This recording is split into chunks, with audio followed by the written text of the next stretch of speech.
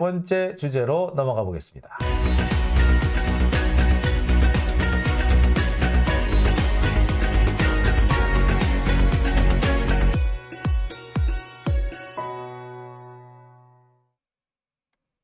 자, 세 번째 주제는요, 제가 좀, 경제 얘기를 좀 해볼까 합니다. 제가 요즘 경제 얘기를 가끔씩 하고 있는데요. 오늘은 그 경제 얘기 중에서도 금리, 그것도 서민 중에서도 아주 생계가 급박한 긴급 생계비 대출과 관련된 얘기를 좀 해볼까 합니다. 자, 긴급 생계비 대출이라는 것이 있어요. 아주 소액인데 이 소액을 빌려주는 거죠. 그런데 지금까지는 이자가 15.9%였습니다. 근데 조만간 이 이자를 20%까지 늘린대. 이게 어떻게 가능하죠? 지금은 불가능합니다. 왜? 지금 현재 우리나라 이자 상한선이 20%입니다.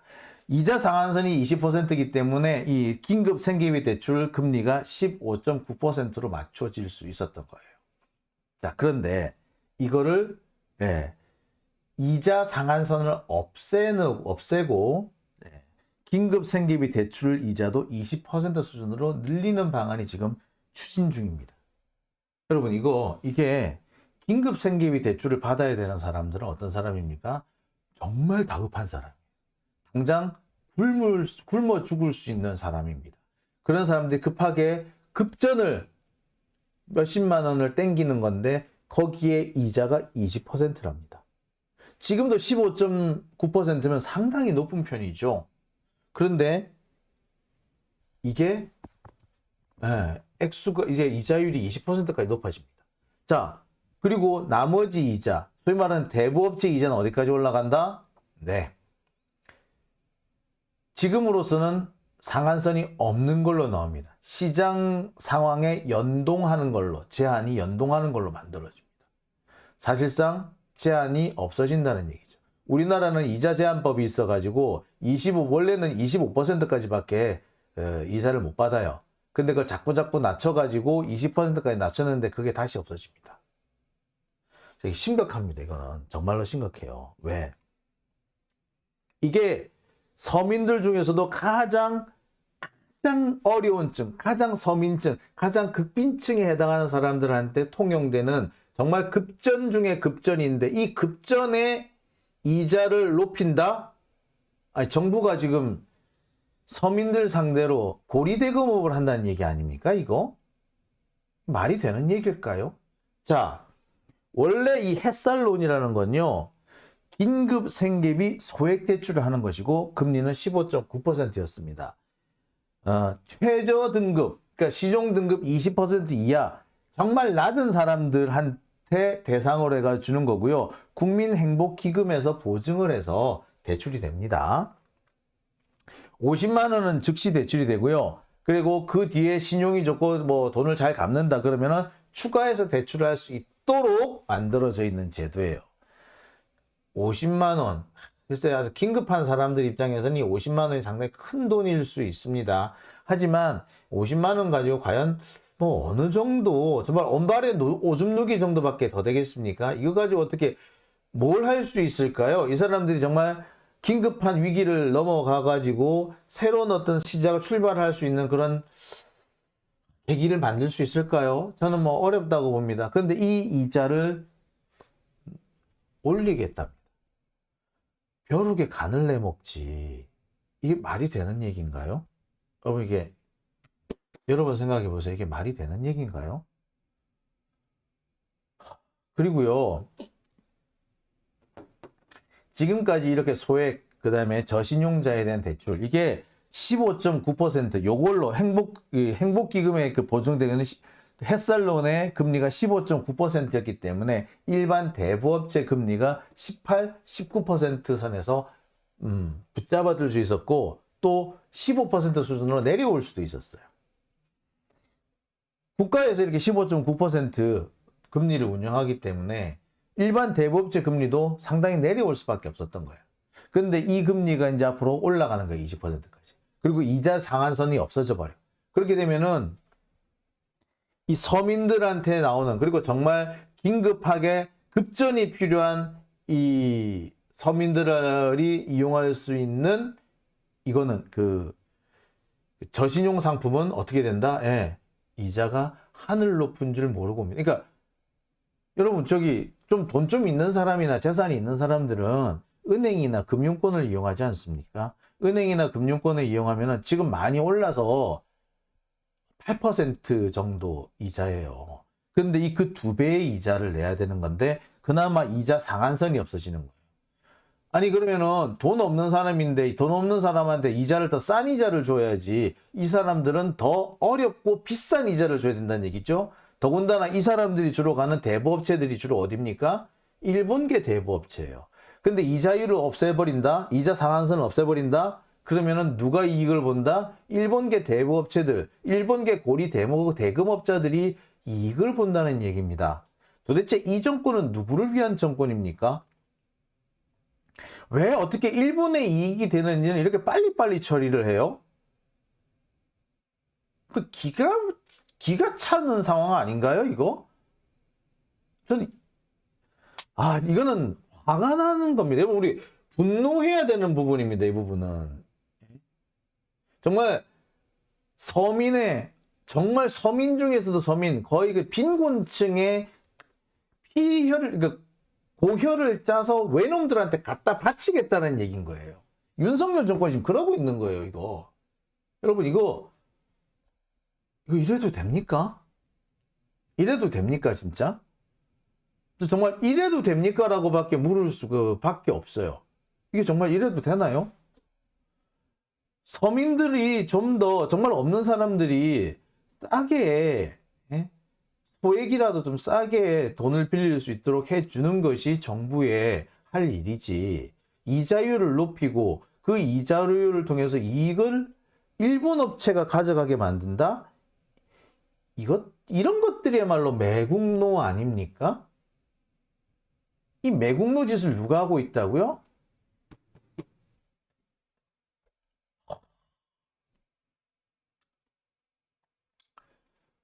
국가가 고리 대금업을 권장하는 상황이 됐습니다. 더군다나 그 고리 대금업자들이 외놈인데 외놈들 주머니를 채워주게 됐어요.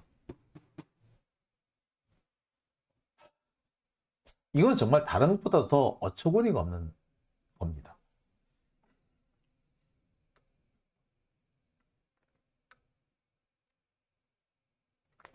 다시 한번 말씀드립니다만, 지금 최고 금리 한계는 현재는 20%입니다. 그런데 국민의힘에서 어떻게 하기로 했다? 시장 금리와 연동을 한다. 그래서 유동적으로 인상선을 상향하기로 했어요.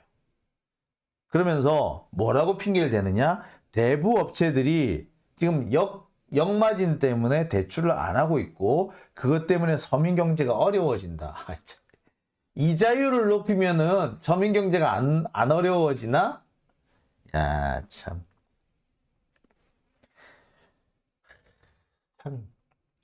이렇게 대부업체 금리가 올라가게 되면요, 나머지 이자율도 함께 올라가게 됩니다.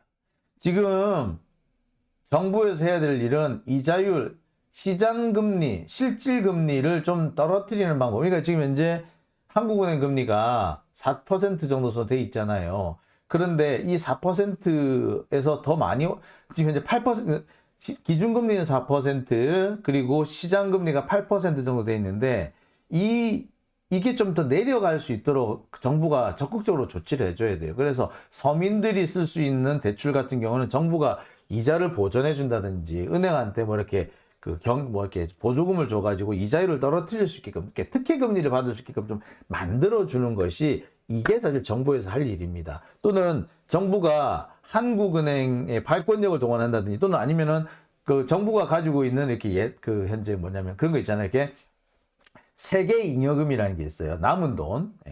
그 남은 돈을 이런 데 사실 이런 데로 돌려가지고 좀, 서민들이 좀 이용할 수 있게끔 만들어주는 게, 싼 금리를 이용할 수 있게 만들어줘야 되는 게 정상이에요.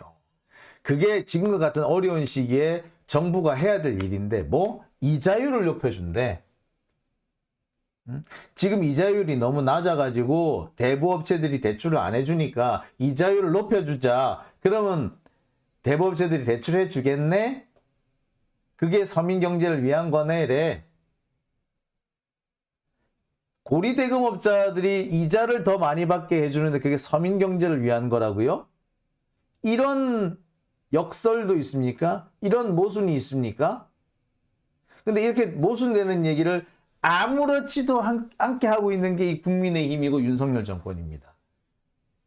이렇게 이자율을 올려가지고 누가 이익이라고? 아까 말씀드렸듯이 이익을 보는 거는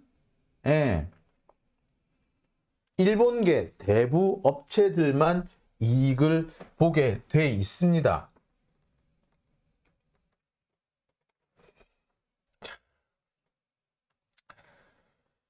사실 이런 얘기를 굳이 말로 안 해도 여러분 다 아시는 거 아닙니까? 금리가 자꾸 올라가면은, 그래서 대출 최고금리가 인상이 되면은 가장 밑바닥에 있는 빈곤층, 정말 어려운 서민들, 정말 어렵고 어려운 서민들 중에서 서민, 그 밑바닥 서민들이 제일 힘들어진다는 거, 그 모릅니까? 그 말을 해야 합니까? 근데 이자율을 높여주겠다고요?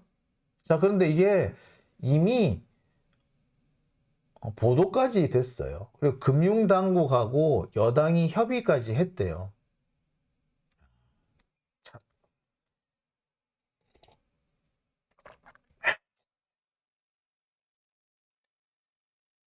이거는요, 이게 지금 저기 초이스님 이런 말씀을 하셨어요. 참민주주의가 아니라 극자본주의로 가고 있는 경정부라고 하셨는데, 예, 정말 극단적인 자본주의.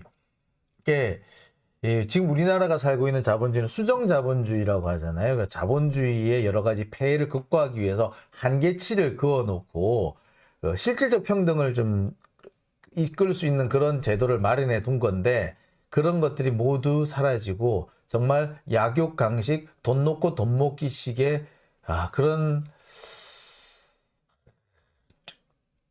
참혹한 세상으로 돌아가는 것 같아요. 뭐 대표적인 게 이거 말고도 그것도 있죠. 그 120시간 운운하는 그것도요. 사실은 이런 그 최악의 자본주의 상황을 자본주의 중에서도 가장 나쁜 자본주의, 초기 자본주의, 나쁘게, 그러니까 초기 자본주의, 붕괴 직전의 자본주의, 그러니까 근데 그 자본주의의 폐해가 극단적인 상황에 이르렀을 때, 그러니까 처음 그래서 사회주의가 등장할 때 그때로 돌아가자. 여러분, 케인즈가 그런 말을 한 적이 있어요. 자본주의에서, 근대 자본주의, 현대 자본주의에서 복지제도를 채택을 하고 자유, 경제적 자유, 경제활동의 자유의 일부를 제한하는 것은 사회주의를 막기 위한 거다. 그냥 정말 초기 자본주의처럼 극단적인 자유를 허용할 경우 이 자본주의가 정말 비인간적인 이윤 추구 수단이 되면서 인간성을 말살하게 되는데, 결국 그것은 사회를 붕괴시키고 사회주의 공산주의가 만연하게 만들었다 라는 얘기를 케인즈가 한 바 있어요. 수정 자본주의는 사실은 자본주의가 사회주의에 가까워진 게 아니라 자본주의가 붕괴되지 않으려고 자신들의 안전판을 마련한 거다라는 거죠. 근데 지금 그 안전판을 윤석열 정권이 없애려고 합니다. 이런 식으로 가면요, 진짜 나라를 북한에 갖다 바치는 게 돼요. 아유. 자, 다음 순서로 넘어가 보겠습니다.